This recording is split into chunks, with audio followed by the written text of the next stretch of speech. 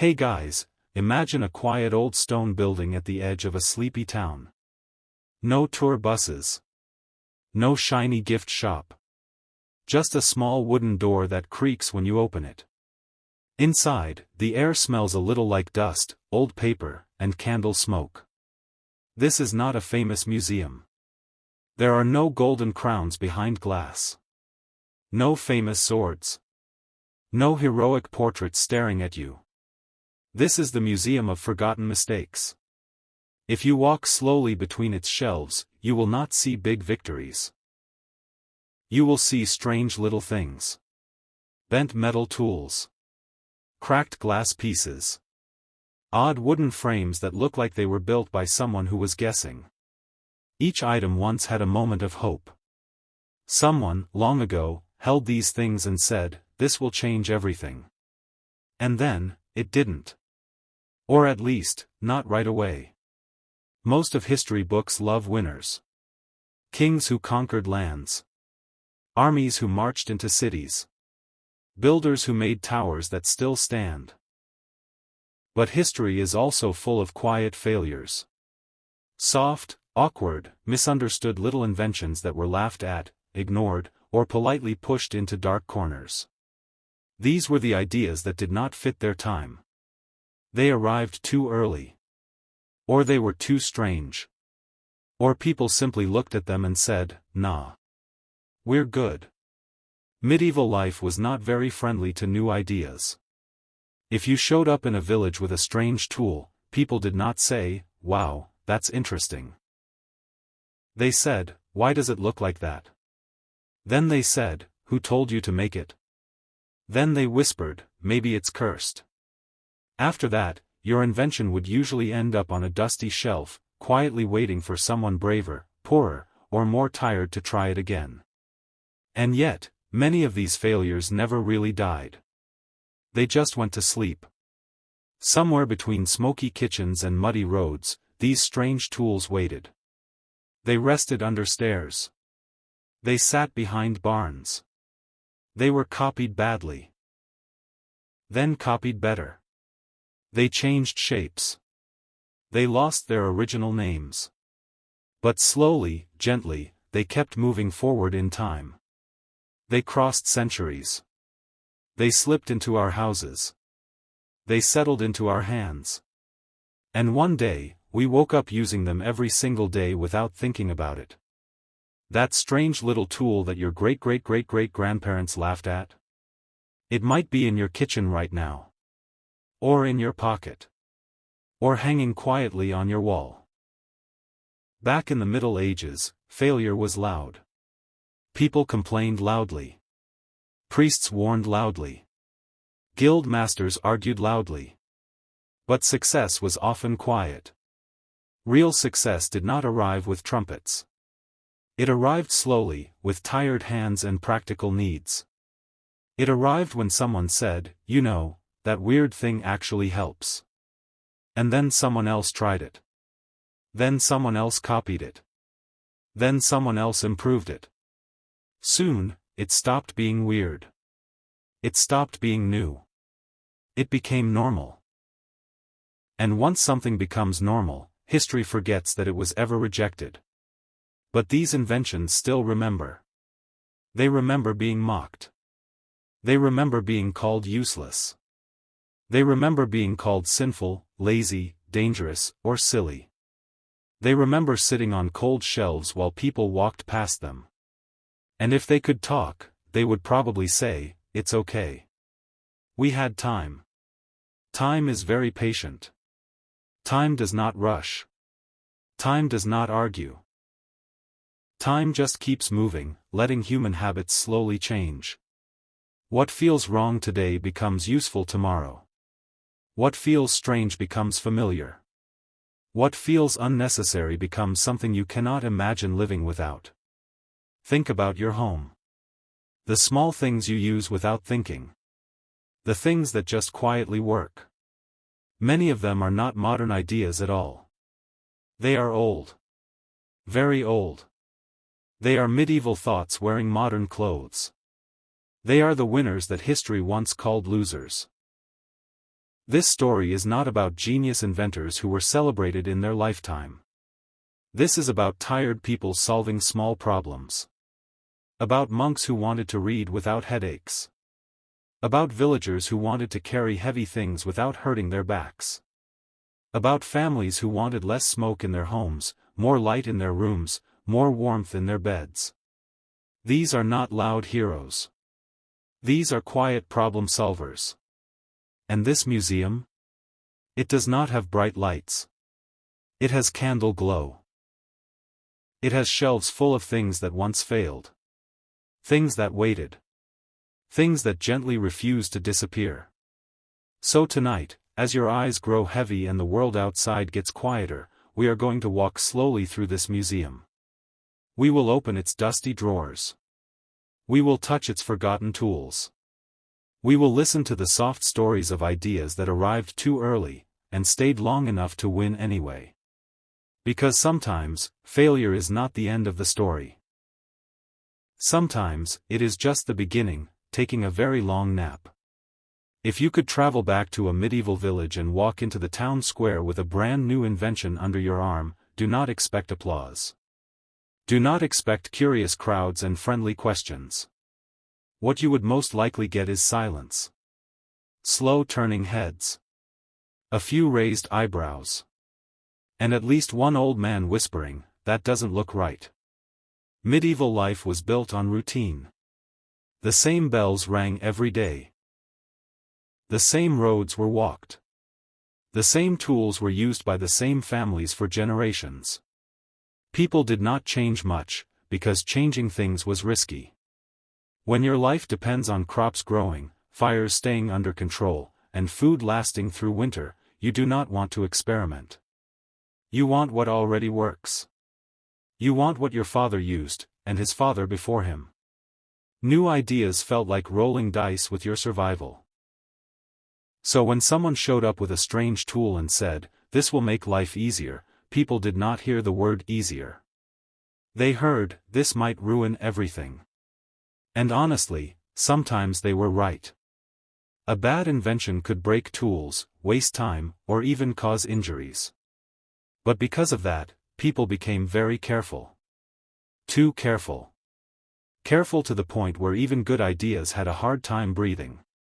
Then there were the guilds. Guilds were like medieval job clubs mixed with rule books and secret handshakes. Blacksmiths had their guild. Bakers had theirs. Weavers, carpenters, shoemakers, candle makers, everyone had a group that controlled how things were made, how much they cost, and who was allowed to sell them. Guilds liked tradition. Tradition was predictable. Tradition meant steady money. So when an inventor came along and said, "Hey, what if we make this faster?" guild leaders did not hear "faster." They heard "less work for us," and "less control." That usually ended with the inventor being politely told to stop. Or not so politely. Many clever ideas were crushed simply because they did not fit the approved way of doing things. And then there was the church. The medieval church had a very big voice in everyday life. People listened to priests not only about heaven and hell, but also about what was safe, what was moral, and what was suspicious. New tools sometimes felt dangerous, not just physically, but spiritually. If something looked strange, or came from far away, it could easily be labeled as unnatural. Some inventions were called sinful. Some were said to make people lazy. Some were whispered about as devil tricks. There were even times when people believed a tool could confuse God about what you were supposed to suffer through. Because in medieval thinking, hard life meant good soul. If something made life too comfortable, it could feel suspicious. So inventors were not treated like heroes. They were treated like troublemakers. They were the people who asked, "Why too much?" They were the ones who tried to change routines. They were the ones who made tools that did not look like everyone else's tools. They were the ones who caused arguments in workshops and raised concerns in churches. They were the ones that made people uncomfortable, and discomfort was not welcome. Many of them were laughed at. Some were ignored. Some were warned. A few were even punished. And because of that, many inventors stopped trying. Or they hid their ideas. Or they only shared them with close friends.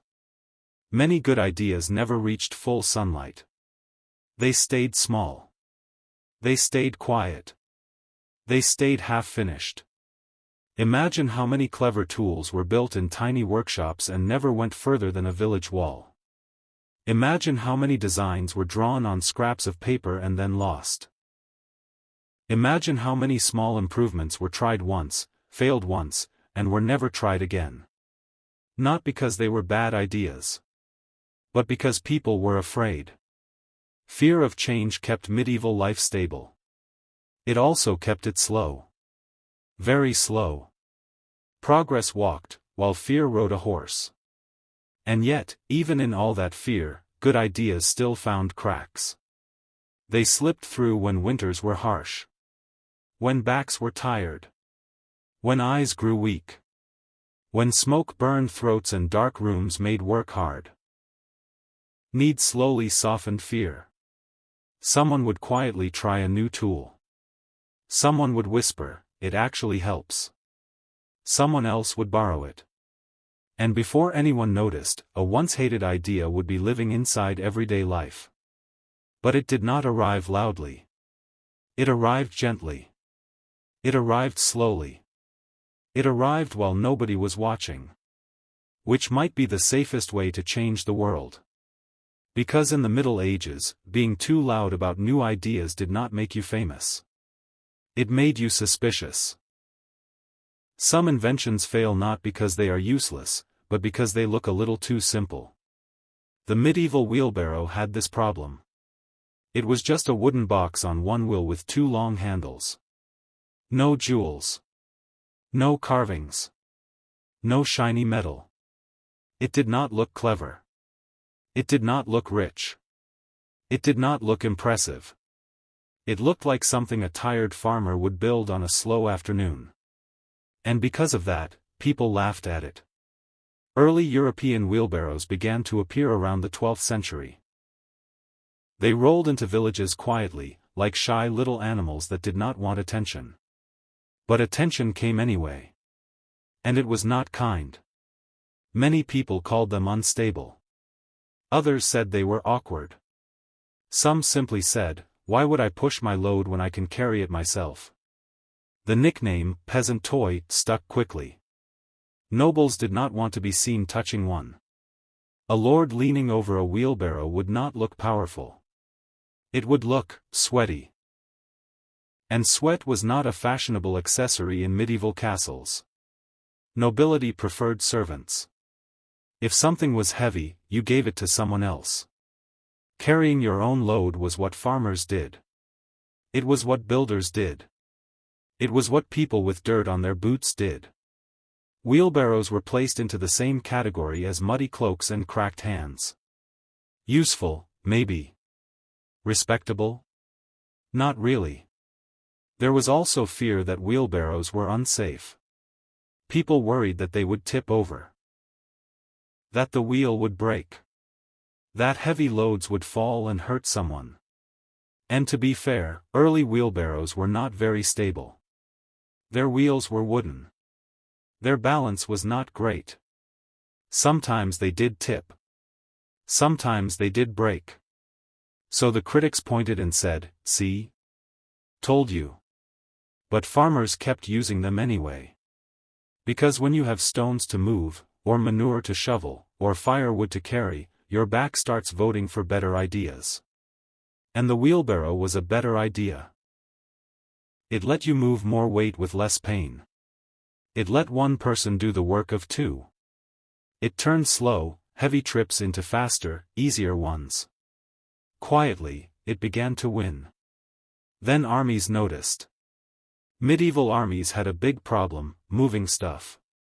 Weapons, armor, food, tents, arrows, barrels of water, bags of grain, wounded soldiers. All of it had to move. And all of it was heavy. For a long time, armies depended on carts and pack animals. But carts were big. Animals needed food. And sometimes you just needed something simple that could go anywhere. Someone looked at a humble wheelbarrow and had a very tired but very smart thought: what if we use this? Wheelbarrows began to appear near camps. They moved supplies. They carried stones for building defenses. They helped move wounded men away from battle. And suddenly, the peasant toy was doing very serious work. The army did not care if it looked fancy. The army cared if it worked. And it worked. As soldiers returned home, the idea spread. Builders used it. Road crews used it. Gardeners used it. Slowly, the wheelbarrow stopped being embarrassing. It became normal. Then it became trusted. Then it became invisible. By the time people realized it was useful, it was already everywhere. Today, it is almost funny to think that anyone ever doubted it. Construction sites would fall apart without it. Gardens would be chaos. Firewood would be moved one painful armful at a time. The wheelbarrow has become one of the quiet heroes of human backs. It never became beautiful. It never became glamorous. It did not need to. It became strong. It became reliable. It became something you grab without thinking. And it still looks almost exactly the same. A box. A wheel. Two handles. That is all. It is the same shape medieval farmers once pushed through muddy paths. The same idea that nobles once refused to touch. The same tool that armies quietly adopted when no one was watching. The wheelbarrow did not win with fame. It won with tired hands. It won because backs hurt. It won because gravity is annoying. And it won because sometimes the simplest ideas are not stupid. They are just waiting for the right moment to be understood. So the next time you see a wheelbarrow sitting quietly in a garden or beside a building site, remember this. It was once laughed at. It was once ignored. And now, it carries the world. Long before eyeglasses became something you forget on your head while searching the whole house for them, they were strange little circles of fear. They did not look friendly. They did not look natural. They looked like tiny glass windows that had fallen out of the sky and landed on someone's face. And in medieval Europe, that was enough to make people nervous. The first real eyeglasses appeared in northern Italy in the late 1200s. They were simple. Two small glass lenses, shaped like thick coins, set into wooden or bone frames. No arms. No hinges. You had to hold them in front of your face or balance them on your nose like a brave little pigeon. And yet, they were magic. Not witch magic. Eye magic. Suddenly, old men could read again. Monks could copy books without squinting into the candlelight. Letters that had once melted into blur slowly came back into shape. It felt like youth was sneaking back into tired eyes. But when something feels like magic, people often assume it must be dangerous. Rumors began to grow. People whispered that glasses could change your soul. That they could confuse your mind. That they were unnatural because God had given you eyes, and here you were trying to improve them. Improving what God made was suspicious. Some even said glasses were tools of witches. Why witches? Because witches, in medieval thinking, were said to see things other people could not. They could see hidden signs. They could read secret books. And suddenly, here were people wearing glass circles and reading tiny letters that no one else could see. That was a little too similar for comfort. There were stories that glasses could steal your sight. That they could trap light inside your eyes. That if you wore them too long, your eyes would forget how to work on their own.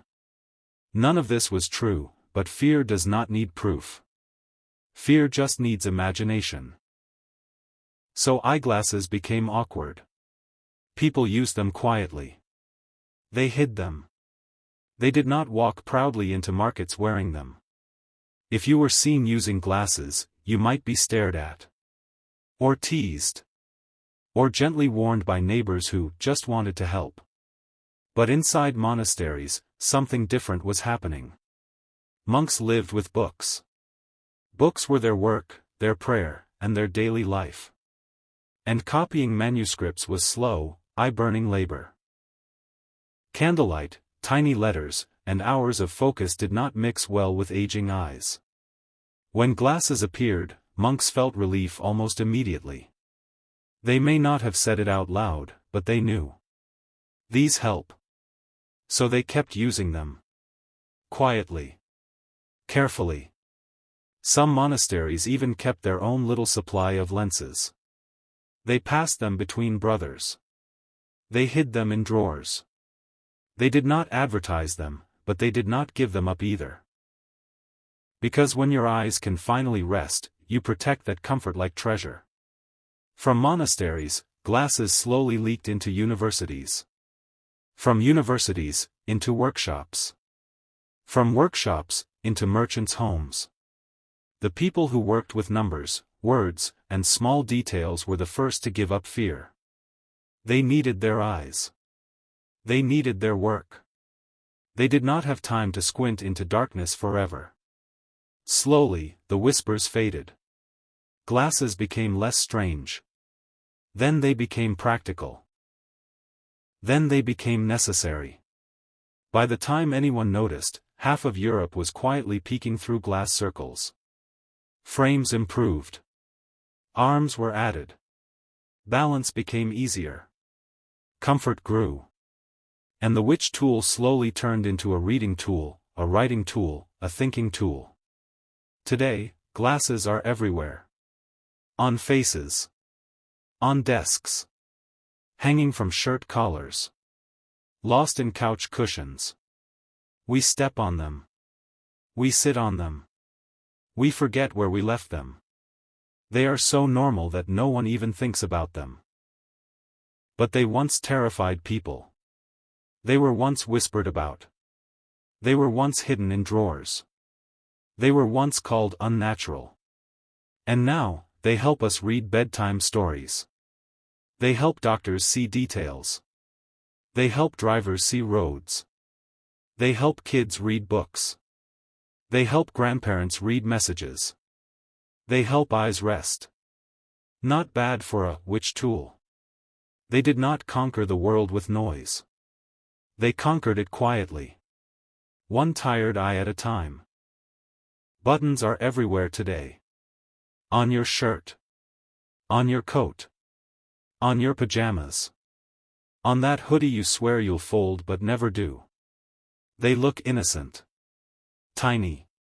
Quiet. Polite little circles just doing their job. But medieval people? They did not trust them.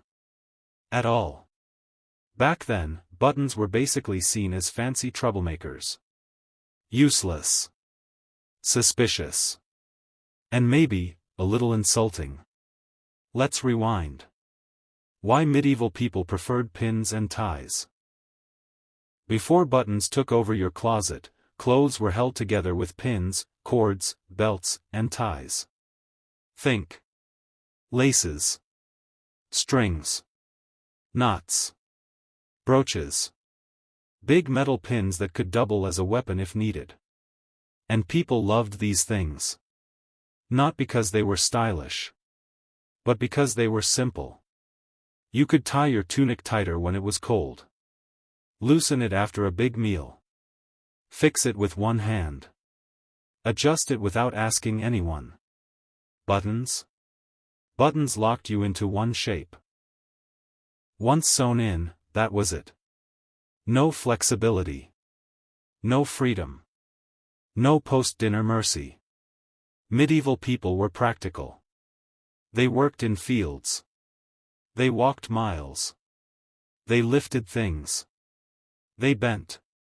They sweated. They ate heavy food and then did more work. They needed clothes that moved with them. Pins and ties did that. Buttons did not. So when buttons first showed up in Europe around the 13th century, people basically said, "Nice circles." But, no. Why buttons were seen as unnecessary luxury? Early buttons weren't cheap little plastic things. They were made from metal, bone, wood, ivory, silver, even gold. Which means buttons were not just fasteners. They were jewelry pretending to be useful. Some outfits had dozens of them running down sleeves, chests, even legs. Not because people needed that many, but because they wanted to show off. Buttons became a flex. You could literally walk down the street jingling with wealth. Your sleeve said, "I have money." Your coat whispered, "This cost more than your cow." For working people, this was ridiculous. Why pay extra for tiny circles when a cord does the same job? Why add expensive decorations to something that gets dirty every day? Why risk losing a button in the mud and feeling emotional about it? So buttons were seen as wasteful, fancy, showy, unnecessary. A farmer didn't need buttons. A blacksmith didn't need buttons. A baker definitely didn't need buttons near open flour bags. Buttons felt like rich people nonsense. Why tailors resisted them? Now here's where it gets spicy. Tailors did not love buttons either. Not because they hated fashion, but because buttons made life harder. Before buttons, clothes were mostly loose and adjustable. One size could fit several people.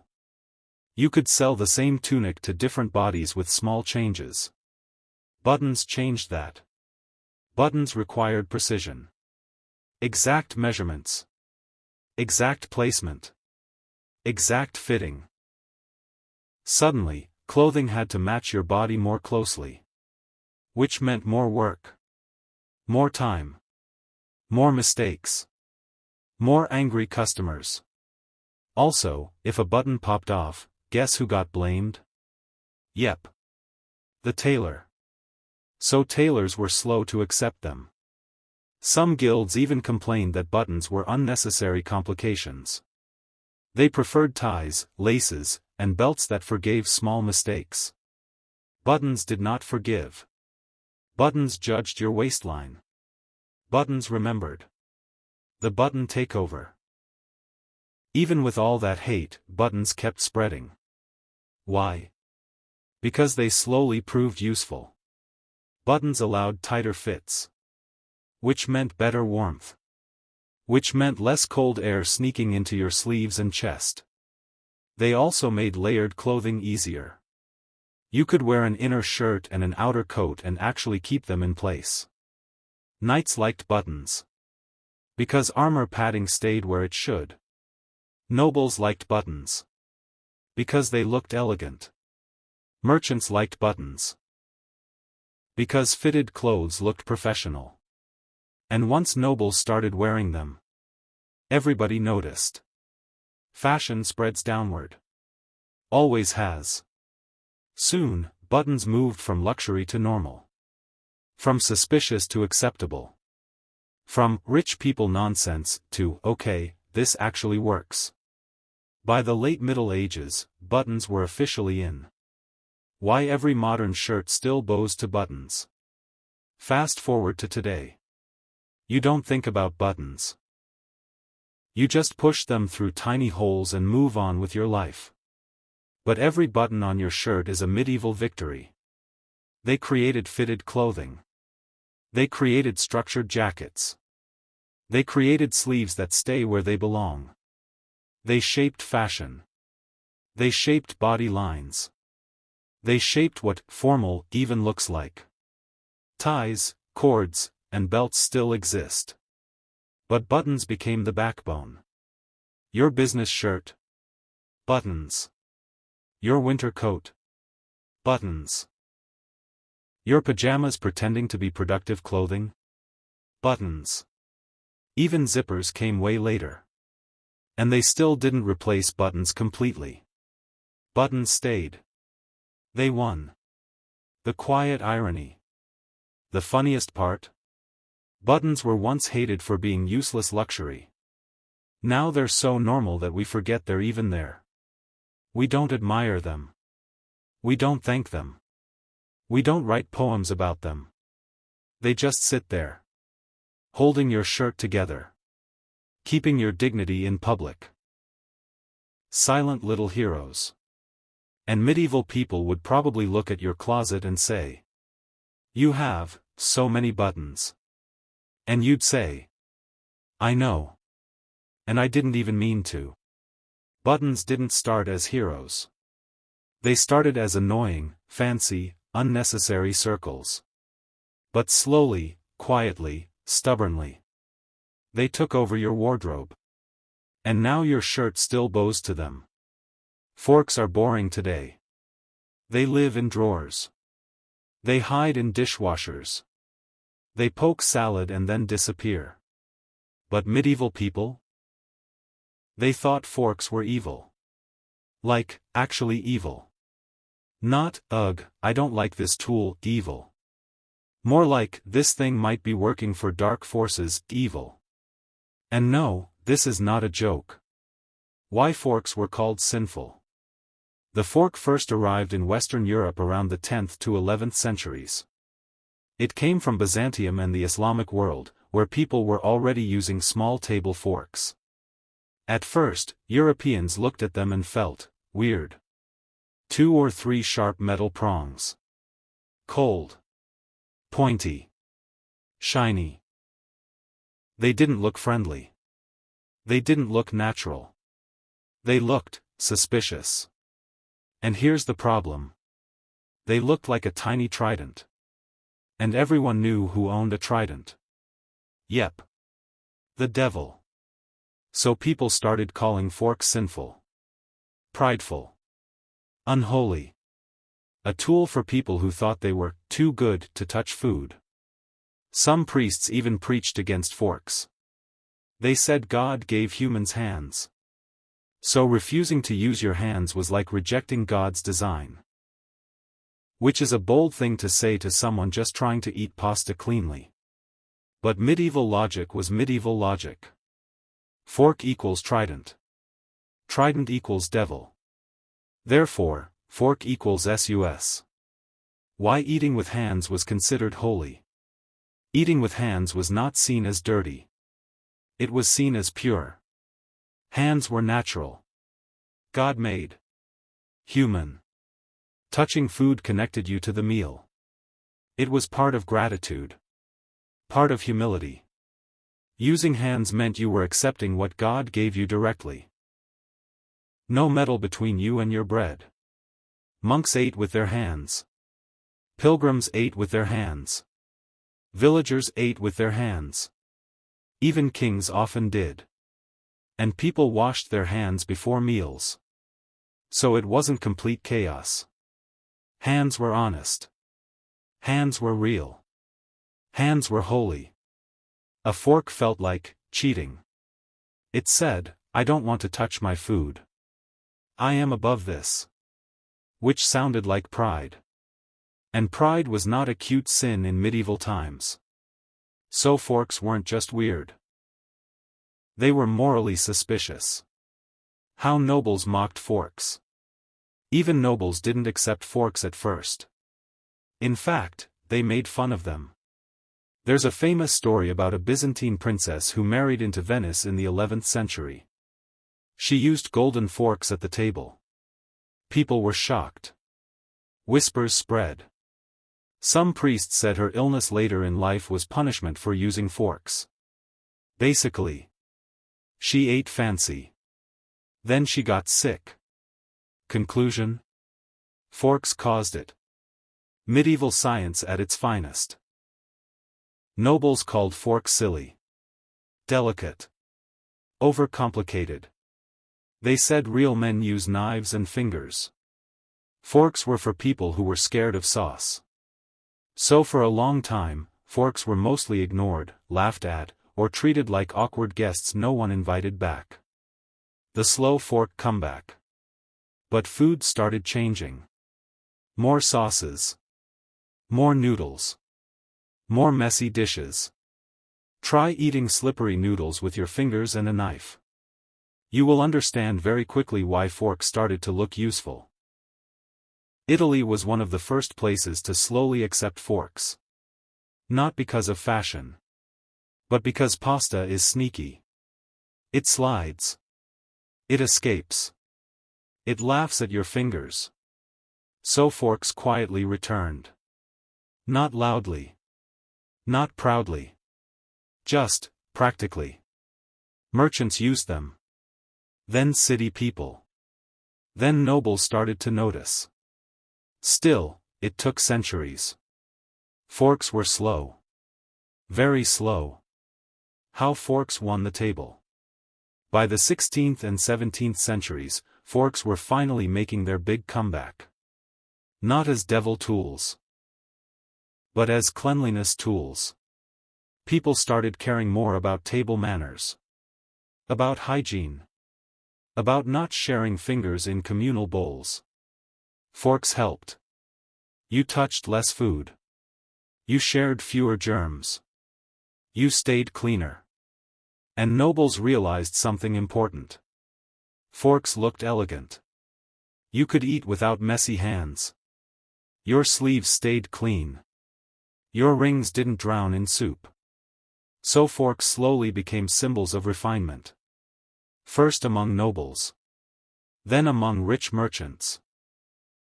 Then among everyone. By the 1700s, forks were basically normal. The devil lost this round. The quiet win. Now forks are so normal that no one thinks twice. We give them to kids. We forget them in lunchboxes. We argue about who left them in the sink. But once, people feared them. They were mocked. Judged. Blamed for illnesses. Preached against in churches. All because they looked like tiny tridents.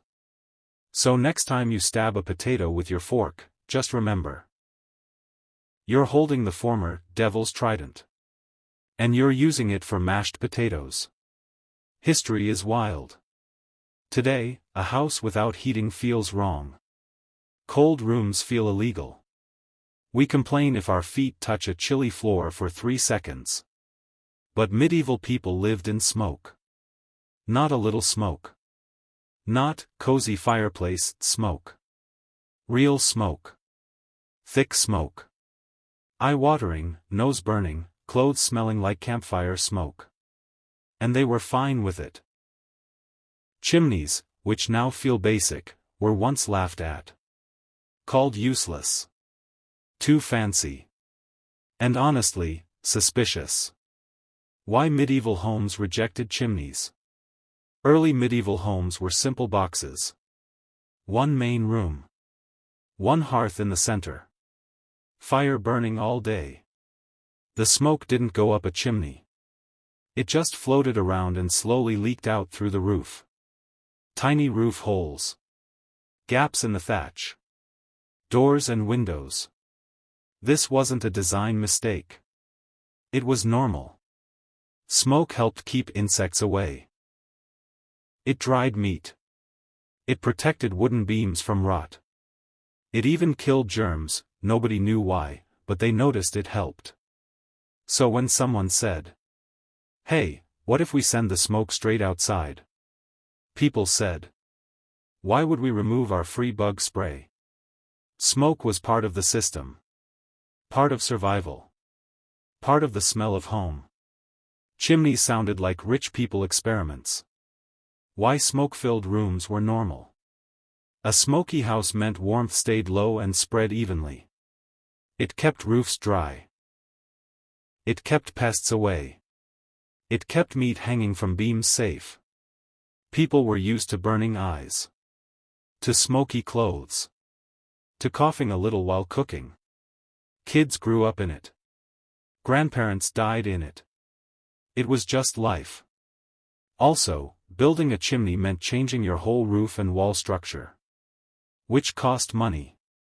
Which most people didn't have. So smoke stayed. People didn't want fresh air. They wanted warm air. How early chimneys were expensive and mocked. The first real chimneys showed up in richer homes and castles. And people laughed. Not kindly. Not quietly. They called chimneys lazy. They said they were wasteful. They said, why build a stone tower just to throw smoke away? Chimneys were tall. They needed stone. They needed skilled builders. They needed repairs. They cost serious money. Villagers would look at a chimney and think. So, you paid for a stone tower that carries smoke? Cool story. Also, early chimneys weren't perfect. They leaked. They cracked. They sometimes blew smoke back inside. So people used this as proof that chimneys were dumb. See? The smoke came back. Even the house doesn't like it. The slow change. But slowly, things started to shift. Rooms became more private. Houses got extra chambers. People didn't all sleep in one smoky hall anymore. And suddenly, smoke everywhere became annoying. Nobles didn't want their tapestries smelling like burned goat. Merchants didn't want to meet clients while coughing. So chimneys slowly spread. Not because they were trendy. But because they made indoor life nicer. Cleaner air. Less I burn.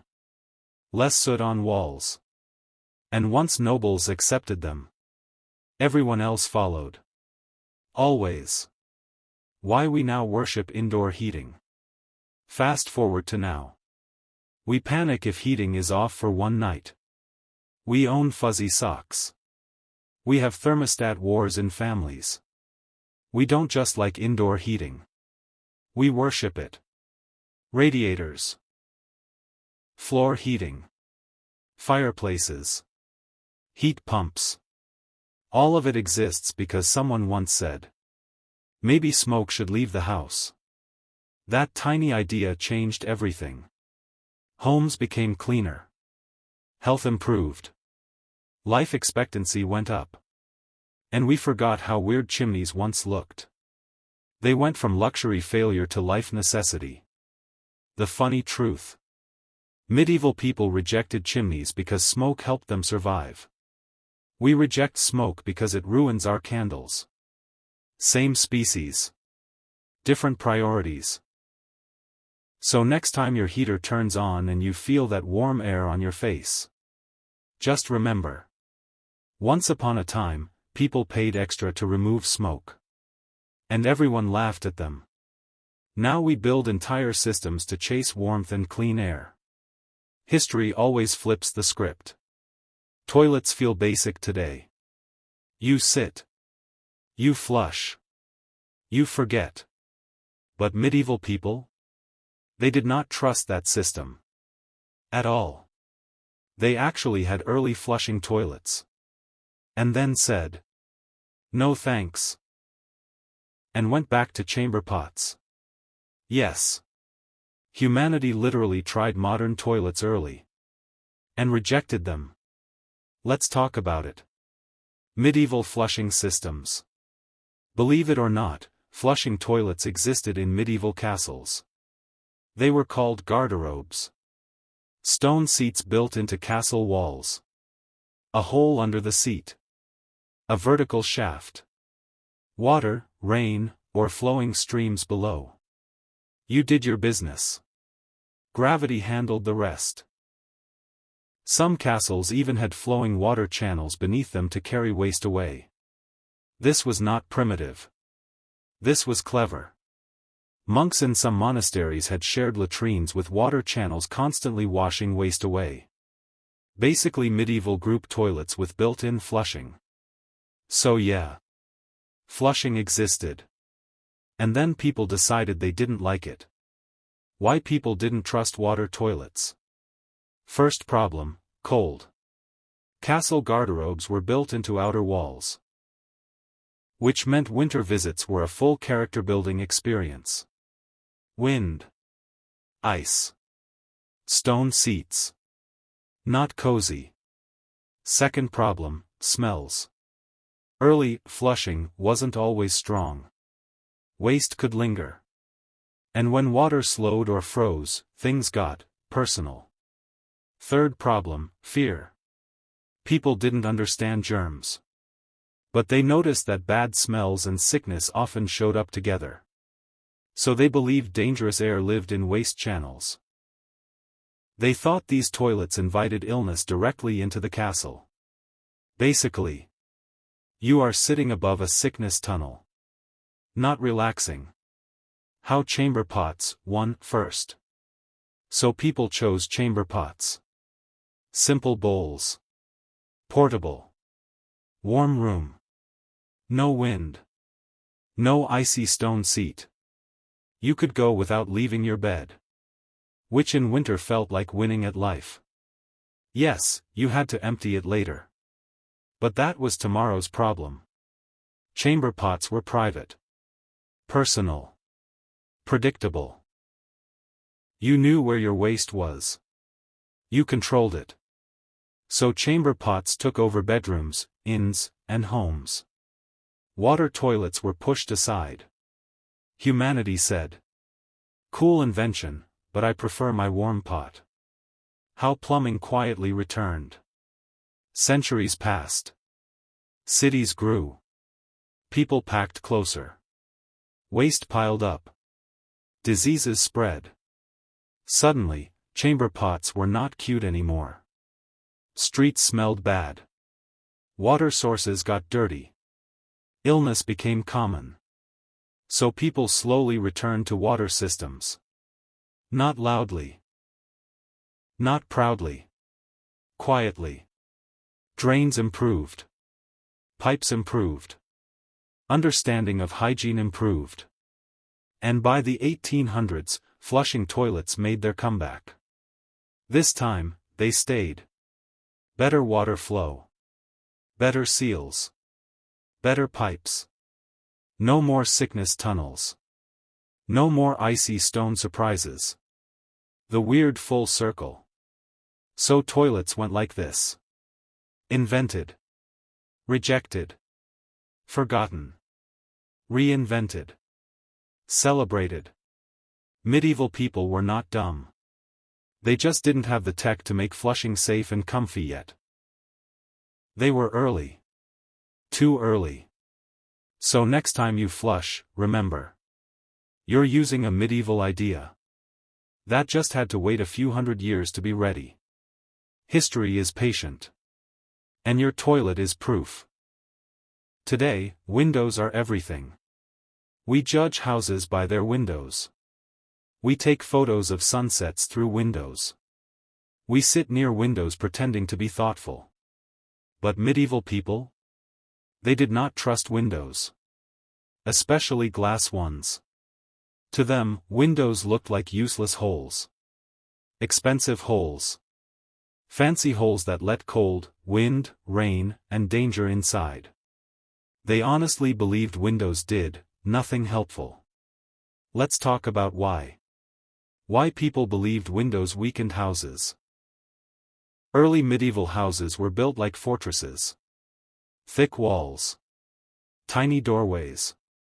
Small openings. And that made sense. Cold air was the enemy. So was wind. So was rain. So were wild animals and bad people. Every hole in a wall felt like a threat. So when glass windows started appearing, people looked at them and thought. So, you paid money to make your wall weaker? Glass didn't block wind well. Early glass was thin and wavy. It rattled. It cracked. It let cold air sneak in. Wooden shutters already existed. You could open them in the day. Close them at night.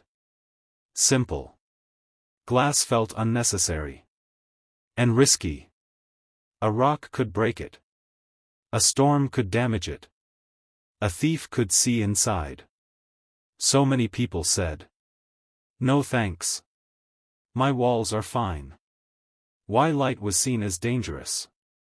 Light was not always friendly. Sunlight faded fabrics. Damaged tapestries. Dried wood. Warmed rooms too much in summer. And bright light meant visibility. If you could see outside, people could see inside. Privacy mattered. Especially when your house was your workshop, storage room, and bedroom all in one. Light also meant waking earlier. And medieval people loved sleeping when it was dark. Light was not romantic. It was annoying. So darkness was comfort. Warmth. Safety. Light felt like exposure. How stained glass churches changed minds. Churches changed everything. They started using stained glass windows. Not for comfort, but for beauty. Sunlight through colored glass created glowing stories on walls. Saints. Angels. Heaven scenes. People walked in and felt like they were inside light itself. Suddenly, light was not dangerous. It was holy. Windows stopped being holes. They became magic. Churches became the first places where windows were admired, not feared. People would leave church thinking, okay, maybe light is not so bad. And slowly, wealthy homes copied the idea. Not full stained glass, but bigger windows. Clear glass. More daylight. Why windows now define homes. Once glass got stronger and cheaper, windows spread fast. Rooms became brighter. Health improved. People spent less time in smoke and darkness. Light meant cleaner living. Less mold. Better mood. Better work. And now? Windows define everything. We ask. How many windows? Which direction? Big windows? Floor to ceiling? Windows became the soul of houses. The thing medieval people thought was useless now decides property value. The funny flip. They once said windows weakened houses. Now we say, this house feels dark. Same structure. Opposite fear. Medieval people feared light. We chase it. History always flips comfort into luxury. And luxury into comfort. Your window is proof. Today, alarms are aggressive. They scream. They beep. They vibrate. They ruin dreams without apology. Medieval alarms? They barely tried. In fact, most of them failed completely. Not sometimes. Often. But even in failure, they changed how humans thought about time forever. Let's rewind. Life before alarms. Before alarm clocks, people woke up naturally. Sunlight. Roosters. Church bells. Cold rooms. Hungry stomachs.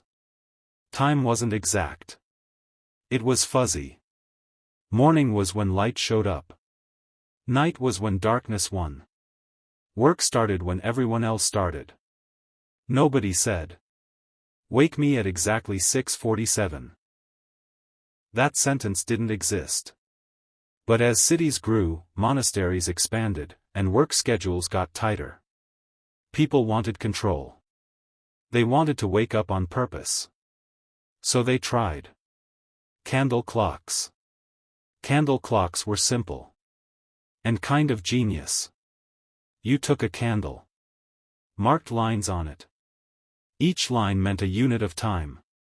As the candle burned down, time passed.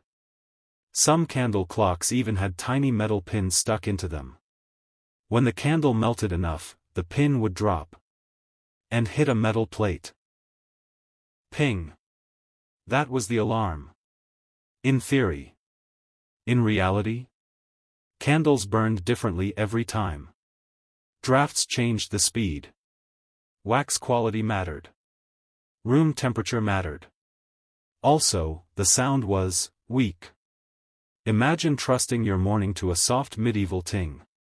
Most people slept right through it. Water clocks. Then there were water clocks. Water slowly dripping from one container to another. Measured flow. Measured time. Some even had floating indicators. Others triggered small bells. Very smart. Very fragile. Water froze. Water evaporated. Water leaked. And if someone bumped the table? Congrats. Time is broken. Water clocks worked best in controlled spaces. Like monasteries. Which is why monks loved them. Everyone else said. Cool idea. But my house is cold and uneven. Why they were unreliable. The big problem wasn't design. It was environment. Medieval homes were drafty. Uneven. Cold at night. Hot near fires.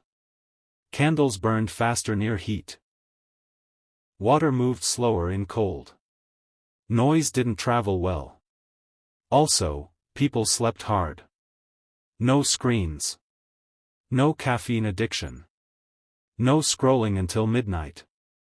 When medieval people slept, they slept. A soft sound was not enough. So alarms failed. A lot. People overslept. Missed prayers. Missed work. Missed markets. And then blamed the clock. Why people still tried. Here's the interesting part. Even though these alarms didn't work well, people kept using them. Why? Because they planted an idea. The idea that time could be divided. Measured. Controlled. That you could decide when to wake up. Instead of waiting for the sun. That was new. That was powerful. Monasteries were the biggest drivers of this change. Monks had strict schedules. Prayer times. Work times. Sleep times. They didn't live by daylight alone. They lived by structure. So even if the clock failed sometimes, the habit stayed. The birth of scheduled time. Before clocks, time flowed. After clocks, time snapped into pieces. Hours mattered. Moments mattered. Being late mattered. You didn't just wake up. You woke up for something. This changed work. Religion. Trade. Eventually, everything. Mechanical clocks would later fix the alarm problem. Louder bells. Gears. Weights. Consistency. But candle and water clocks started it. They whispered a dangerous idea. You don't belong to the sun. The sun belongs to the schedule. The irony. Medieval alarm clocks didn't wake people. But they woke society. They failed loudly enough to succeed quietly. They trained humans to think in hours instead of daylight. In schedules instead of seasons. So next time your alarm ruins your morning, remember. It comes from candles that barely whispered. And water that froze. History failed first. So punctuality could win later. Sleep well. Your alarm is coming. Backpacks feel normal now. You throw stuff in. You forget it's there. You complain when it's heavy but still carry it anyway. Medieval people did not trust that system. They tried early backpacks. They hated them. They walked away. And then, came back to them centuries later. Let's talk about how. Medieval carrying frames. Long before modern backpacks, medieval travelers used wooden carrying frames. Simple wooden frames strapped to the back. With baskets, sacks, or crates tied on. Farmers used them. Woodcutters used them. Travelers used them. They worked. Sort of. They allowed you to carry more than your arms could handle. They freed your hands. They balanced weight on your shoulders and hips. On paper, perfect. In reality? Painful. The frames were stiff. The straps were rough.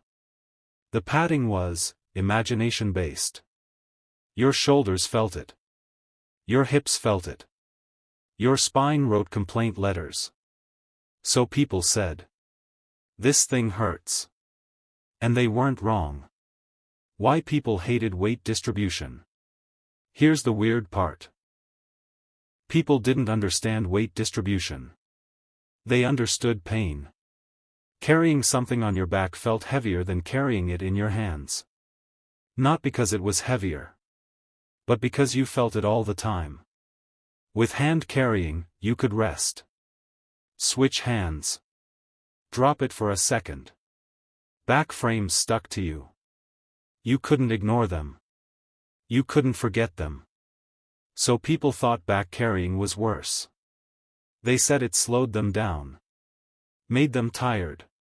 Made their backs hurt. Which it did. So most everyday people avoided frames unless they had no choice. How armies revived them. Then armies got involved. Soldiers had to carry food, weapons, armor parts, tools. And they had to march far. Hand carrying was chaos. So armies brought back carrying systems. Improved frames.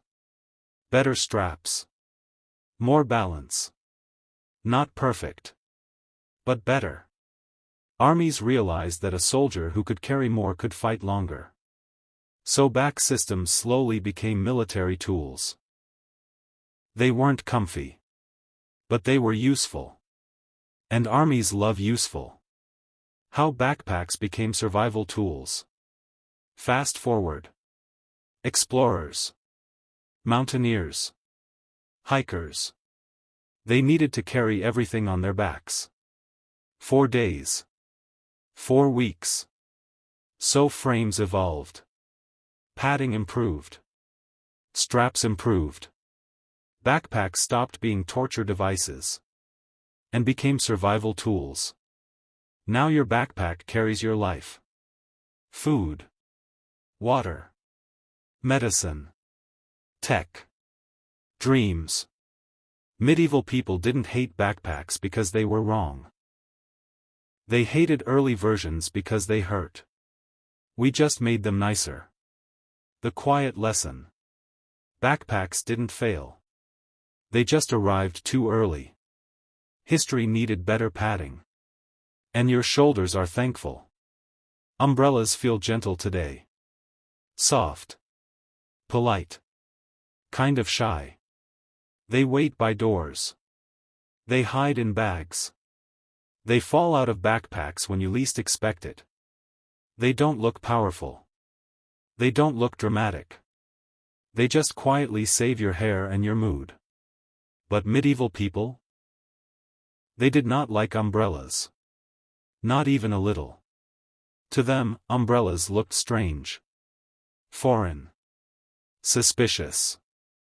And honestly, kind of embarrassing. Let's talk about how the tiny roof on a stick almost didn't make it into your life. Umbrellas seen as foreign nonsense. Umbrellas did not start in medieval Europe. They came from the East, from ancient Persia, China, India, and the Middle East. In these places, umbrellas were used mostly for sun protection. They were sun shields. Big, decorative, royal-looking things carried over important people's heads. So when Europeans first saw umbrellas, they did not think, "Oh nice, rain protection." They thought, "Why are you walking under a personal tent?" It looked dramatic. It looked showy. It looked unnecessary. People associated umbrellas with kings, queens, and rich elites in distant lands. And medieval Europe was very suspicious of anything that looked like it belonged to fancy foreign royalty. So umbrellas were labeled as foreign nonsense, pride tools, weird fashion experiments. Basically, umbrellas were the medieval version of that trend that looks cool on someone else, but weird on your street. Why rain protection was mocked? Here's the thing. Medieval people were used to rain. They worked in it. They walked in it. They planted crops in it. They harvested in it. Rain was not an enemy. Rain was life. So trying to avoid rain looked strange. It looked soft. Delicate. Too careful. People believed that strong people accepted the weather. They didn't hide from it. So walking around under a tiny personal roof made you look dramatic. Like you were scared of clouds. People would laugh. Look at him, hiding from water like it's dangerous. And honestly, early umbrellas were not very good anyway. They were fragile. The fabric tore easily. The sticks snapped. The wind bullied them constantly. So umbrellas often failed in public. Which gave people more reasons to mock them. You brought your tiny roof and it still broke. Congrats. Why cloaks were preferred? Cloaks were medieval superheroes. They were warm. They were thick. They were heavy. They were reliable. Cloaks blocked rain. They blocked wind. They blocked cold. They could also be blankets. Be sleeping covers. Be bags. Be baby wraps. Be emergency floor mats. Cloaks were multi-purpose survival clothing. Umbrellas only did one thing. One. And not even very well. So medieval people looked at umbrellas and thought, why would I carry a stick with fabric? When my cloak already does everything? Cloaks didn't break in wind. Cloaks didn't flip inside out. Cloaks didn't need special handling. So cloaks stayed king. Umbrellas stayed awkward. The slow, awkward return. Umbrellas didn't disappear completely. They just stayed rare. Mostly among rich travelers. Mostly among nobles. Mostly among people who liked trying new things. But they were not common. Not trusted. Not loved. Then cities started growing. Clothes got fancier. People cared more about staying clean. Silk clothes didn't like rain. Fancy hats didn't like rain. Styled hair definitely didn't like rain. And slowly, umbrellas started making sense. Not as a survival tool. But as a cleanliness tool. They protected appearance. They protected status. They protected expensive outfits. Which means umbrellas became fashionable first. Not practical first. How umbrellas won the streets. By the 1700s and 1800s, umbrellas got better. Stronger frames. Better fabric. Better handles. More stable designs. They stopped breaking constantly. They started working. And cities became crowded. Streets got muddy. Rain mixed with dirt and horse mess. Suddenly, staying dry wasn't soft. It was smart. Umbrellas went from foreign nonsense to yeah, that actually helps. They spread. First with the rich. Then merchants. Then regular people. Soon, streets filled with tiny moving roofs. And umbrellas became normal. Why umbrellas now rule sidewalks? Now umbrellas are everywhere. Big ones. Small ones. Clear ones. Black ones. Cute ones. Ones that disappear the moment you actually need them. We don't just use umbrellas. We depend on them. We protect hair. We protect phones. We protect moods. We hate rain now. Not because it's dangerous. But because it's annoying. Sidewalks turn into umbrella forests. Cities turn into moving mushroom gardens. The thing medieval people mocked now controls traffic flow. You can't even walk straight when it rains because of umbrellas. They rule the streets. The funny truth. Umbrellas didn't fail because they were useless. They failed because people didn't want to admit they liked comfort. They didn't want to look soft. They didn't want to look fancy. They didn't want to look different. But slowly, comfort won. Clean clothes won. Dry heads won. Better tools won. And now your tiny roof on a stick is a daily hero. So next time you open your umbrella and feel the rain bounce off it, remember. Once upon a time, people laughed at that stick. Now we panic if we forget it. History always flips the joke. And you are holding the punchline. Back in medieval times, being clean was suspicious. Not, nice job, you smell fresh, suspicious. More like, what are you hiding, shiny person, suspicious. Today we think dirt is the enemy. Back then, water and soap were the sketchy ones. Let's step into a world where bathing could ruin your reputation, soap was blamed for sickness, and monks were basically running secret clean clubs behind stone walls. Why bathing was feared? Medieval people did not hate water.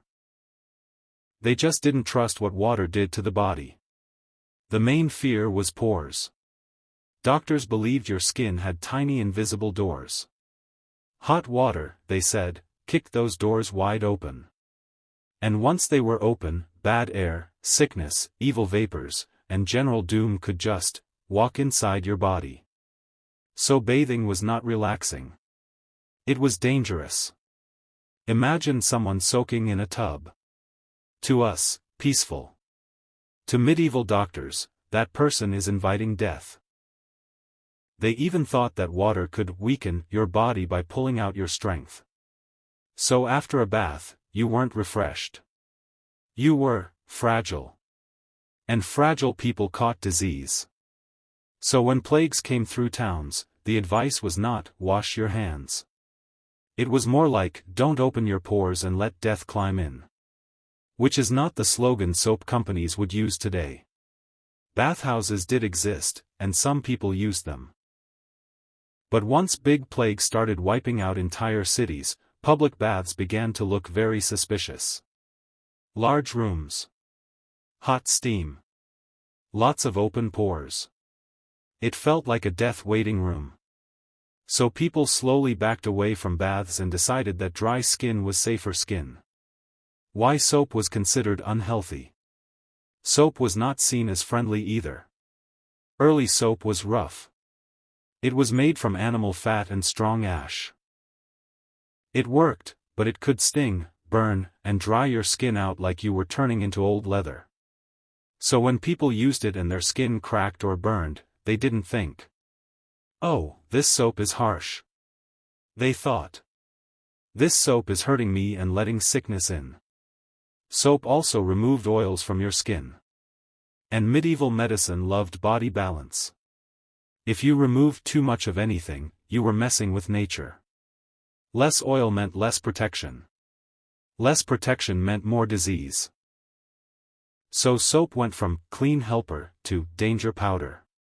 Doctors even warned that soap could weaken your skin's natural defenses.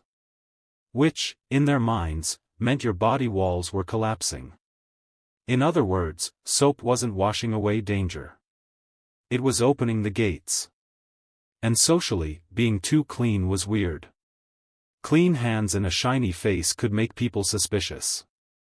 It meant you were either rich, hiding something, or dangerously modern. Not great vibes. How monks quietly kept hygiene alive. Now here come the monks.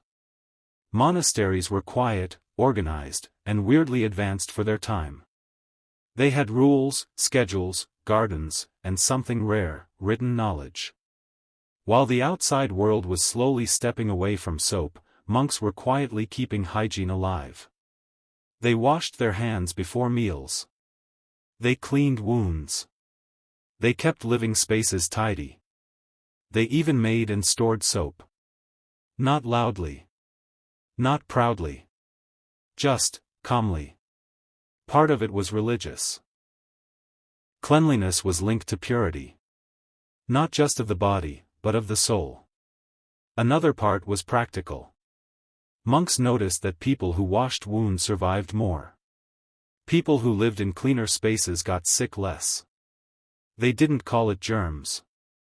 They just called it wisdom. Monasteries often had small bath areas, herbal soaps, and washing rules. While towns were drying themselves into crusty survival mode, monks were still quietly scrubbing. They were basically medieval hygiene ninjas. And when medical books were copied by hand, monks kept those pages alive. Pages that said things like, "Hey, washing stuff might be useful." Those books would later save a lot of lives. Why soap became survival science. Fast forward a bit. Plagues kept coming. Cities kept losing people. Doctors kept guessing. Then some people started noticing something weird. People who cleaned wounds lived longer. Hospitals that washed linens lost fewer patients. Midwives who washed hands had better outcomes. Soap wasn't killing people. Soap was saving people. By the late medieval and early modern periods, cleaning became less scary and more practical. Washing was no longer about angering your pores. It was about staying alive. Soap became a tool, not a threat. Hospitals began using it more. Armies used it to stop infections. Cities started caring about water supply and waste removal. Slowly, painfully, soap went from danger powder to survival science. By the time people finally accepted germs, soap was already there, quietly waiting like, "I've been trying to help you for centuries. So next time you wash your hands and don't die, remember." There was a time when soap was blamed for sickness. Bathing was treated like flirting with death. And monks were out there, in stone buildings, keeping cleanliness alive like a secret underground movement. Turns out the clean people were right. It just took a few centuries, a lot of plagues, and millions of lessons for the world to finally agree. If you ever stepped into a medieval bedroom, the first thing you would probably notice is the bed. Not because it looked comfy, but because it looked dramatic. Huge wooden frame. Thick curtains hanging on all sides. It looked like a tiny house built inside another house. To a modern person, it might look fancy. Or weird. Or like someone really wanted privacy from their own furniture. But those curtains were not there for style. They were there because medieval nights were cold, crowded, loud, drafty, and a little bit dangerous. And somehow, this soft-looking curtain bed became one of the smartest survival tools of the Middle Ages. Let's talk about why people laughed at them, why they secretly worked really well, and why modern sleep pods are basically medieval beds wearing a hoodie. Why people mocked bed curtains. To outsiders, curtained beds looked ridiculous. It looked like someone tried to turn their bed into a tiny room inside their room. A room inside a room. A house inside a house. Travelers joked about them in letters. Some nobles laughed at peasant beds. Later historians even called them overkill. Why would you need curtains if you already had walls? It looked extra. It looked dramatic. It looked like something a poet would use to write sad love letters in. And yes, sometimes people believed curtained beds were just for rich people who wanted to feel important while sleeping. "Look at me," the bed said, "I have my own curtains." But these jokes missed one very important detail. Medieval houses were basically stone boxes with feelings. Cold feelings. Drafty feelings. Leaky feelings. Walls were thin. Roofs leaked wind. Windows were often just holes with wooden shutters. Fireplaces warmed only one corner of the room, and most of that heat went straight up the chimney like it was trying to escape responsibility. So when the fire went out at night, rooms turned into polite freezers. Those curtains were not decoration. They were emergency survival gear. How they created heat, privacy, safety. Heat, your personal warm cave. Fire helped, but it didn't stay with you. Once you lay down, your body heat started drifting away into the room. Cold air crept in. Your blankets fought bravely but were outnumbered. Curtains changed the rules. Thick wool and linen panels trapped warm air around your bed. When you closed them, your body heat stayed with you instead of escaping into the night. You were no longer warming the whole room.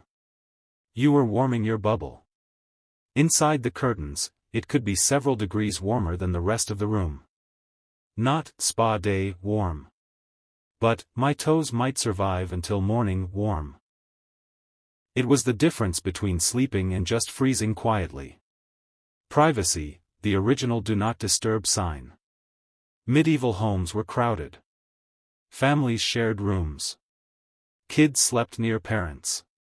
Guests slept near everyone. Sometimes animals slept nearby too, because they were basically extra heaters. Your bed was not a private space. It was just a mattress in a room full of people. Curtains created your personal bubble. You could change clothes. You could whisper. You could pray. You could cry about taxes. And no one had to watch. For many people, it was the only private space they had in their entire home. The first personal bedroom? No. The first personal zone. Safety, your night fortress. This part does not get enough respect. Medieval houses dropped things. Tiny stones. Dust. Ash. Bits of roof. Occasional bug invasions. Curtains blocked drafts, dust, insects, and falling debris. They even slowed down rodents who might want to run across your face at night. And psychologically, curtains mattered too. You were hidden. Wrapped. Protected. No open dark room staring back at you. Your bed became your fortress. In a world with no locks, no alarms, and no quiet streets, that feeling mattered. Why modern sleep pods copy them? Now here comes the funny part. Fast forward to today. We have insulation. We have heating. We have doors that actually close properly. And what are we inventing? Sleep pods. Small enclosed beds. Curtains. Noise-blocking cocoons. Privacy shells. Capsule hotels. Office nap boxes. We are literally rebuilding medieval beds and calling it innovation. Medieval villagers are somewhere in history watching this like, yeah. We tried that. It worked. Modern sleep pods promise quiet, darkness, warmth, privacy, safety. Which is exactly what curtain beds did. We just added USB ports and charging lights. Weighted blankets? Same idea. Sleep tents? Same idea. Canopy beds? Same idea. Your brain likes enclosed spaces. They make you feel safe. They make sleep deeper. So now we are paying money to rediscover medieval common sense. Curtained beds were not weird. They were smart. They turned freezing rooms into warm pockets. They gave privacy in crowded homes. They protected people from the chaos of old buildings. They made sleep safer, deeper, and quieter. And while people mocked them for looking dramatic, they were actually one of the most advanced sleep technologies of their time. Your modern sleep pod has a great-great-great-great-great-grandparent made of wood and wool. And it worked just fine. Now pull your imaginary curtains. Good night. If you walked through a medieval town at night, you would hear dogs, footsteps, maybe a drunk guy singing badly, and a lot of creaking wood. But you would not hear many locks clicking. Because for a long time, medieval life did not really use them. Doors existed. Chests existed. Shops existed. But locks were rare. Back then, trust did more work than metal. People believed their neighbors were a better security system than their doors. And for a long time, that belief worked surprisingly well. Until the world got bigger. And stranger. And a little less polite. Let's talk about early locks, why honor mattered more than keys, and how crime slowly forced metal into daily life. Early locking systems. The first medieval locks were not small or elegant. They were heavy. They were loud. They were dramatic. Early locks were made mostly from wood, sometimes reinforced with iron. They worked with sliding bolts and wooden pegs hidden inside a box. When you pushed a big wooden key into the lock, it lifted the pegs inside so the bolt could move. This idea is actually the great-grandparent of modern pin-tumbler locks. So yes. Your house key is related to medieval farm technology. These locks were expensive and slow to make. Each one was handmade. Which meant most people could not afford them. So only important places had locks. Monasteries. Treasury rooms. Storehouses with grain. Homes of wealthy merchants. Most regular houses had a wooden bar. A rope. A wedge. Or just hope and good manners. Locks were rare enough that seeing one was a big deal. If a door had a lock, it meant there was something worth protecting inside. Why people trusted social honor more than locks. Medieval villages were small. Everyone knew everyone. Everyone knew your parents. Your grandparents. Your bad childhood haircut. Your reputation followed you like a shadow. So stealing was not just a crime. It was social suicide. If someone stole, the whole village would know. And once the village knew, life became very difficult. People stopped trading with you. Stopped lending you tools. Stopped helping you during harvest.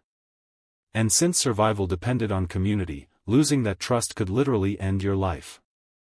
So most people didn't steal. Not because locks stopped them.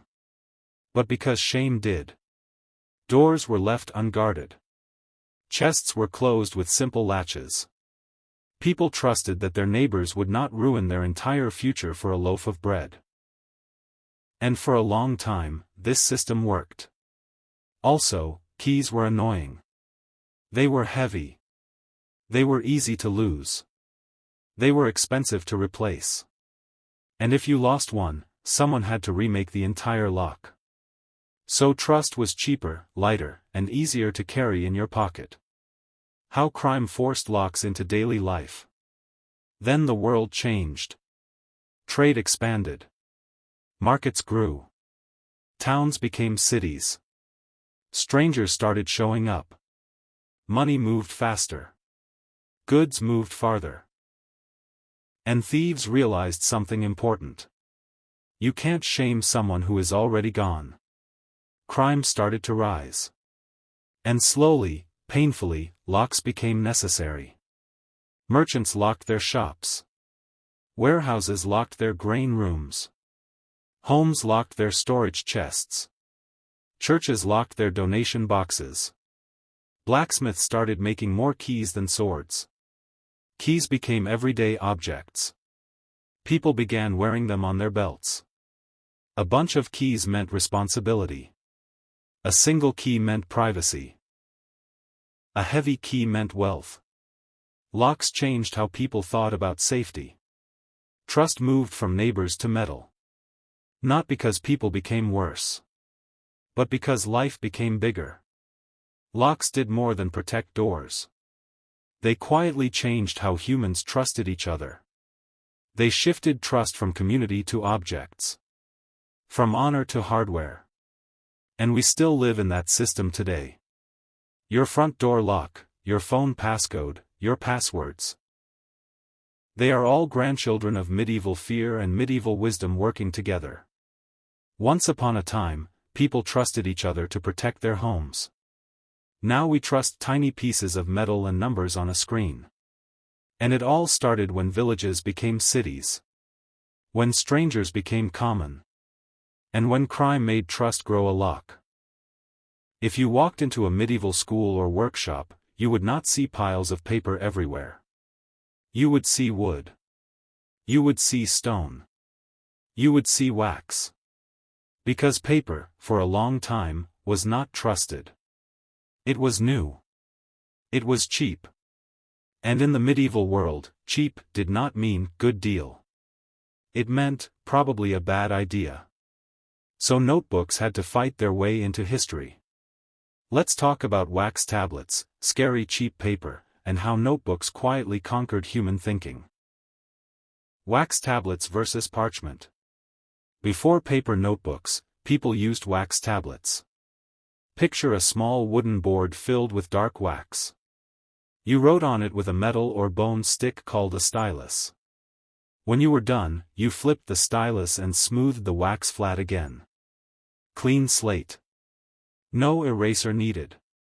These tablets were everywhere. Students used them to learn letters.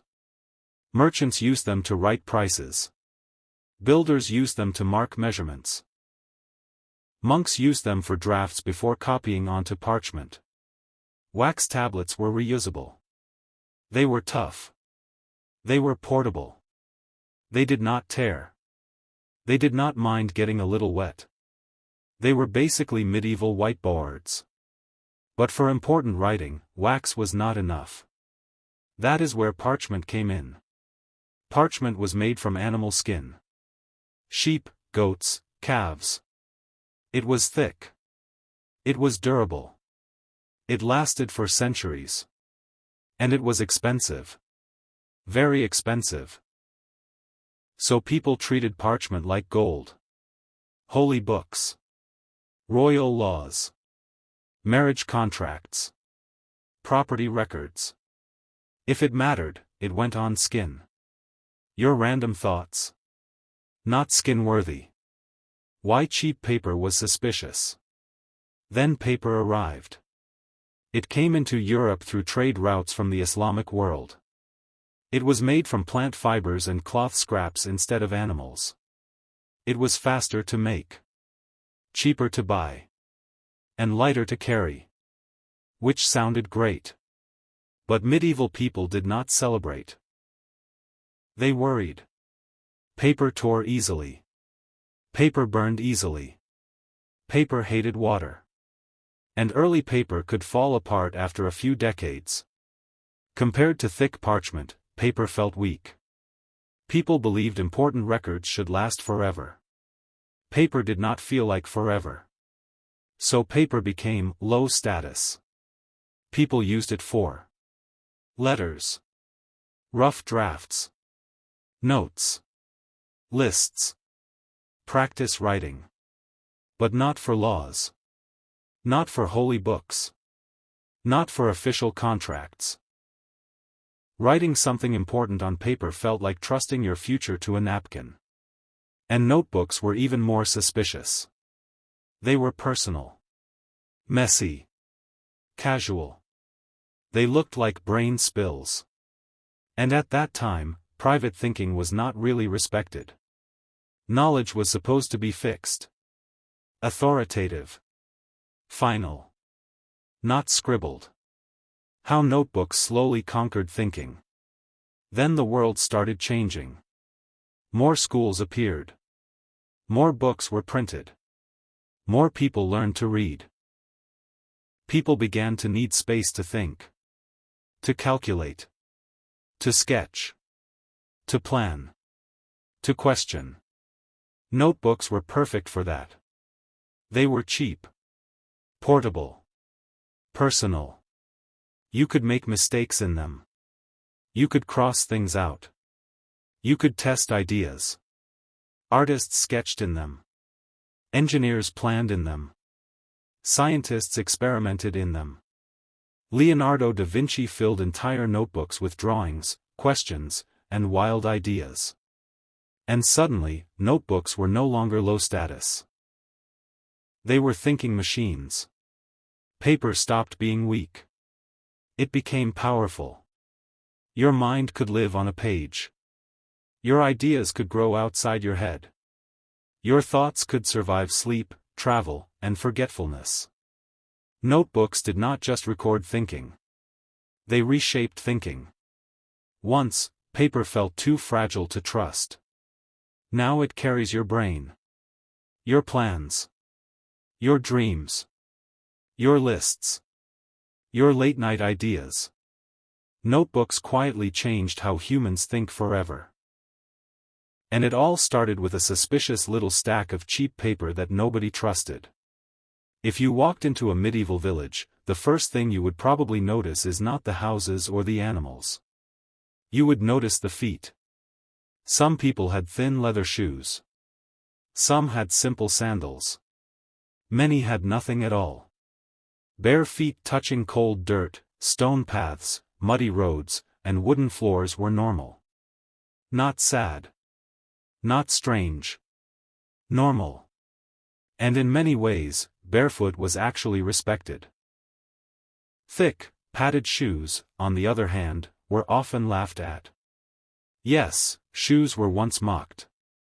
Let's talk about why bare feet were seen as honest, why thick soles were treated like city nonsense, and how foot health quietly changed society. Why barefoot was seen as honest. In the medieval world, your body told your story. Calloused hands meant you worked. Sunburnt skin meant you were outside. Dusty feet meant you walked your own road. Bare feet meant truth. They showed you were not hiding behind comfort. You were touching the real earth. Monks often walked barefoot to show humility. Pilgrims did it as devotion. Villagers did it because shoes were expensive. But even people who could afford shoes sometimes chose to go barefoot. Bare feet were honest feet. People believed your feet connected you to the ground, to God, and to real life. They thought thick soles blocked that connection. You could not feel the land. You could not feel danger. You could not feel truth. So thin shoes or bare feet were respected. Why thick soles were mocked. Early thick-soled shoes were strange. They were heavy. They were stiff. They made people walk differently. Villagers joked that people in thick soles walked like wooden puppets. Slow. Clumsy. Disconnected. Some said thick soles were for lazy people who did not want to toughen their feet. Others said they were for spoiled city folk who were afraid of dirt. They were seen as fancy nonsense. Soft feet meant soft life. Soft life meant untrusted person. So wearing thick soles could make people suspicious. How foot health changed society. Then roads got harder. Stone streets replaced dirt paths. Trade routes grew longer. Cities got busier. People walked more. And pain followed. Cold feet caused sickness. Cuts got infected. Broken toes ended working lives. Slowly, people noticed something. People with better shoes stayed working longer. They traveled farther. They got sick less. Thick soles stopped being funny. They became survival gear. Better shoes meant stronger workers. Stronger workers meant bigger cities. Bigger cities meant more trade. Shoes did not just protect feet. They protected economies. Armies marched better. Messengers moved faster. Farmers worked longer. Foot health quietly built civilization. Shoes were once jokes. Now they carry your whole life. And they changed the world one step at a time. If you walked into a medieval village on a cold morning, you would notice something moving through the fog. Dark shapes. Slow footsteps. And almost every head covered. Not hats. Not fancy caps. Hoods. Loose hoods. Tight hoods. Long hoods with fabric tails. Short hoods that hugged the face. Hoods were everywhere. They were so common that no one really talked about them. Which later made people forget just how powerful they were. Because medieval hoods were not fashion. They were survival tools. And later, when cities got fancier, people started calling them peasant wear. Which is kind of funny, because hoods were quietly doing most of the protecting. Let's talk about why hoods were mocked, how they guarded people from everything, and why your modern jacket is still wearing medieval wisdom. Why medieval hoods were called peasant wear. Clothing in the medieval world was a social label. If you had silk, you had money. If you had bright dyes, you had status. If you had embroidery, you had servants. Hoods were simple. They were usually made from wool. They were easy to sew. They were cheap to repair. Which made them perfect for working people. Farmers. Builders. Shepherds. Travelers. Monks. They wore hoods every day. So slowly, rich people stopped wearing them. They switched to hats, caps, and fancy headpieces that showed off hairstyles and jewelry. And hoods became labeled as poor people clothes. But here's the thing. Being poor did not mean being cold, wet, or sunburned. So the hood stayed. How they protected from cold, rain, sun. Hoods were simple, but they were genius. Your head loses heat fast. So covering it keeps your whole body warmer. The thick wool trapped warm air around your skull and neck. The long back flap protected your shoulders and spine from rain. The front opening could be tightened to block wind. Hoods worked like personal climate control. Cold wind? Pull the hood forward. Rain? Let it drip off the back flap. Sun? Shade your face. Dust? Wrap it tight. Snow? No problem. Ash from fires? Still fine. They protected ears, neck, hair, face, and shoulders all at once. They were wearable weather shields. And they did not need zippers, snaps, or buttons. Just gravity and good wool. Why modern jackets still copy them? Now jump to today. Look at your jacket. Rain jacket? Hood. Winter coat? Hood. Work jacket? Hood. Hoodie? Obviously. Same shape. Same neck coverage. Same head protection. Same idea. We did not improve it. We just added drawstrings, logos, and pockets. Your hoodie is a medieval hood with better marketing. The design never left. It just got a brand name. Hoods were once mocked as peasant wear. But they were actually one of the smartest survival designs ever made. They protected people from cold, rain, sun, dust, smoke, and snow. They traveled through centuries. And they still sit on your shoulders today. Pull it up. You're wearing medieval wisdom. If you lived in a medieval town, you did not ask, "What time is it?" You listened. Because time did not live in your pocket. Time did not live on your wrist. Time lived in the tower. And it rang. Long before clocks, schedules, and calendars ran your life, bells were already telling people when to wake, work, eat, pray, meet, trade, rest, and sleep. But here's the strange part. That was not the plan. Let's talk about how bells started as noisy superstition tools, accidentally organized entire societies, and quietly invented time discipline. Church bells as failed noise tools. The first church bells were not about time. They were about fear. Storms. Plagues. Evil spirits. Bad air. Demons.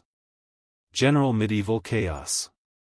People believed sickness and disasters floated in the air. They thought loud sounds could push these dangers away. So bells were rung when storms came. When people got sick. When someone died. When fires broke out. They were sound weapons. Ring loud enough, and evil might run away. And to be fair, bells were very loud. So if nothing else, they scared people.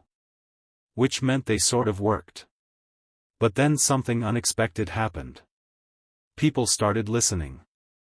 How they accidentally organized society. At first, bells were emergency tools. But towns noticed that bells could also be used to signal things. So bells were used for waking up, calling people to prayer, calling people to meetings, calling people to markets, calling people home at night. One bell became many bells, each with a meaning. And slowly, without planning to, bells began shaping daily life. You woke when it rang. You worked when it rang. You ate when it rang. You rested when it rang. Even people who could not read or own clocks knew the time.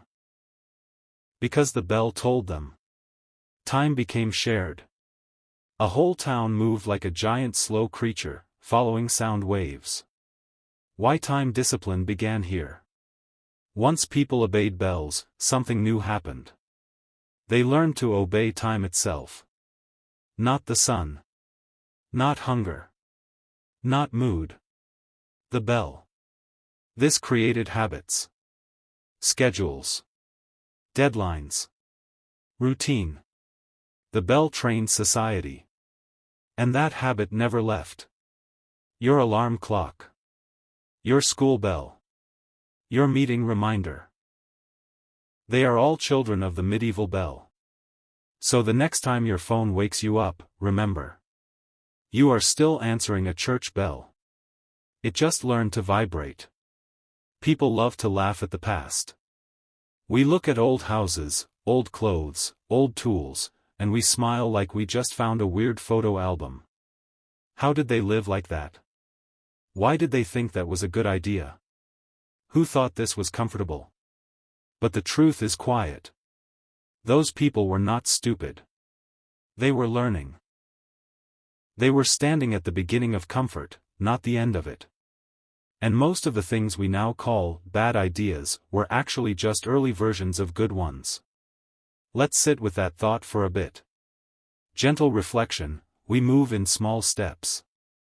Humans do not jump into the future. We shuffle there. We try something. It kind of works. We keep it. We improve it.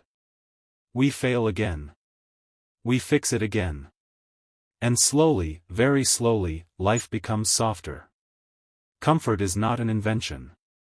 It is a process. Think about sleep. People once slept on bare ground. Then on straw. Then on straw with blankets. Then on wooden frames. Then on mattresses. Then on heated rooms. Not because someone finally got smart. But because someone tried one small improvement at a time. Comfort grows like a quiet plant in the corner of history. How many bad ideas were just early ideas?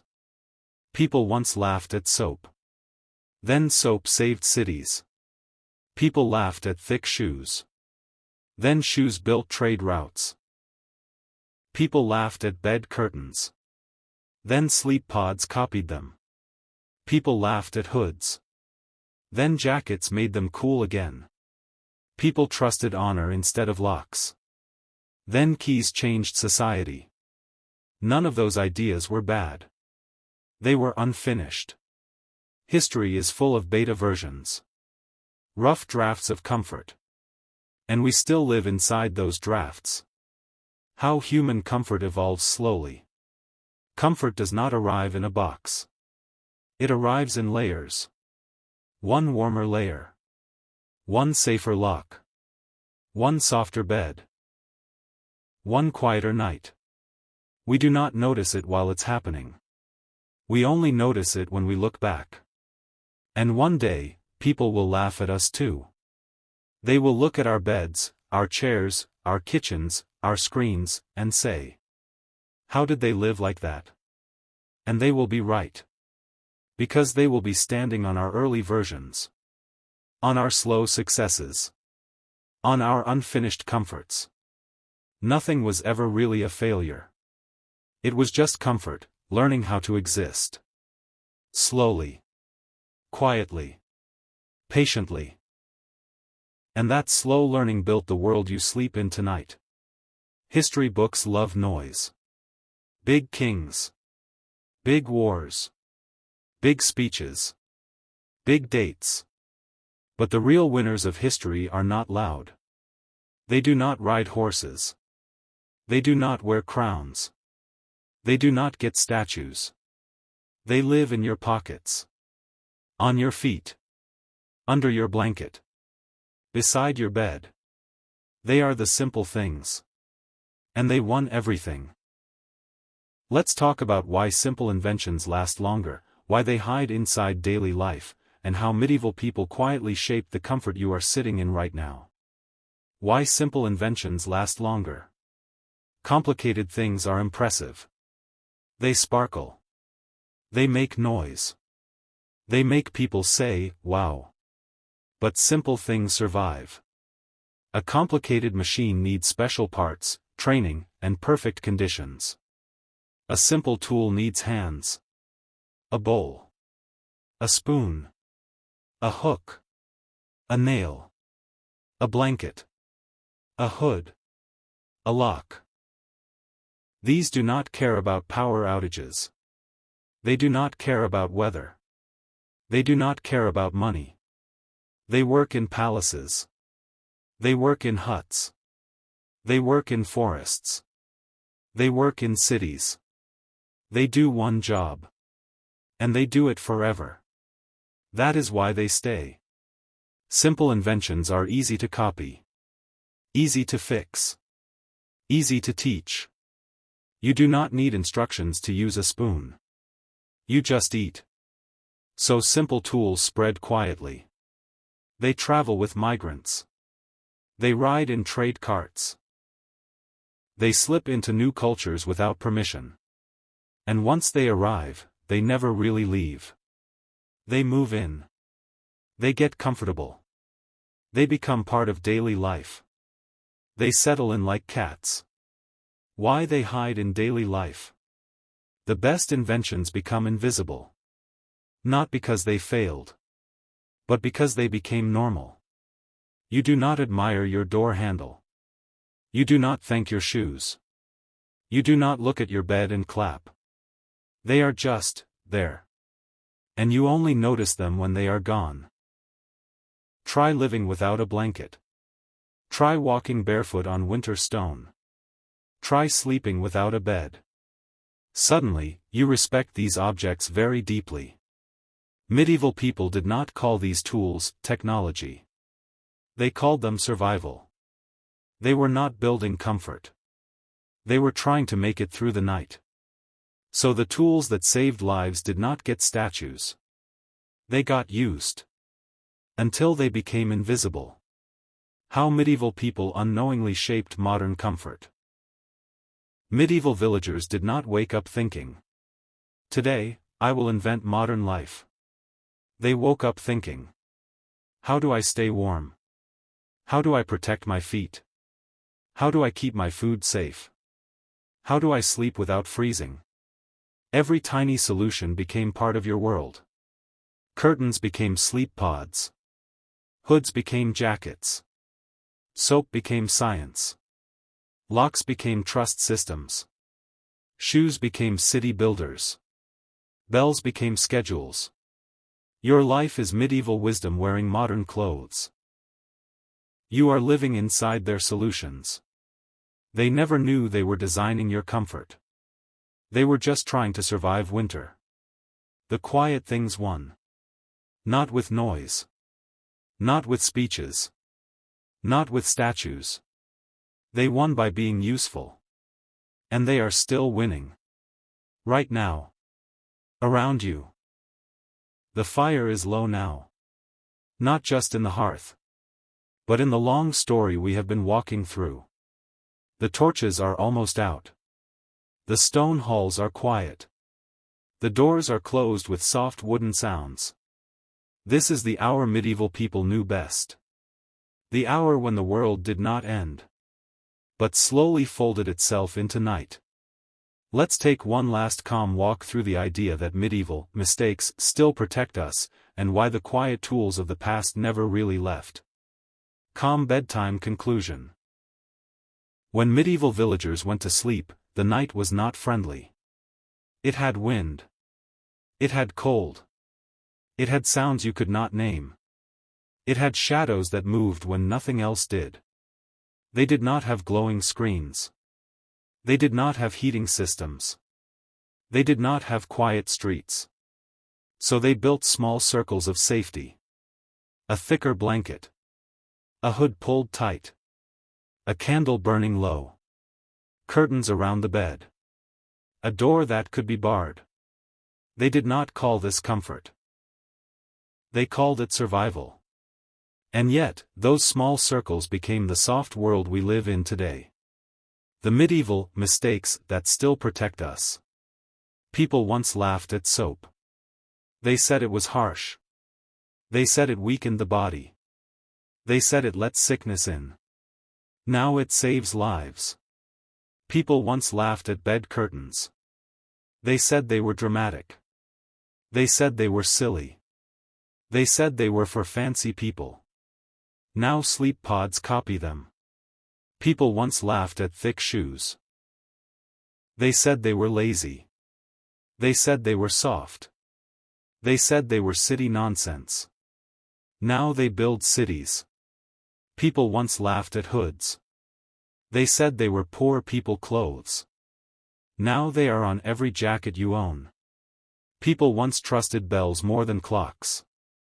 Now your phone wakes you up like a tiny tower. None of these were mistakes. They were early versions of care. They were comfort learning how to exist. The things that stayed. Your bed is still a small fortress. Your blanket still traps your warmth like medieval wool. Your door still locks like a chest of grain. Your hood still guards your neck. Your alarm still rules your morning. You are not living in a modern world. You are living inside medieval ideas with better lighting. And they are quiet. They do not brag. They do not explain themselves. They just work. We are still doing the same thing. Every generation thinks it is finished. That comfort is complete. That life is finally solved. And then someone invents a warmer blanket.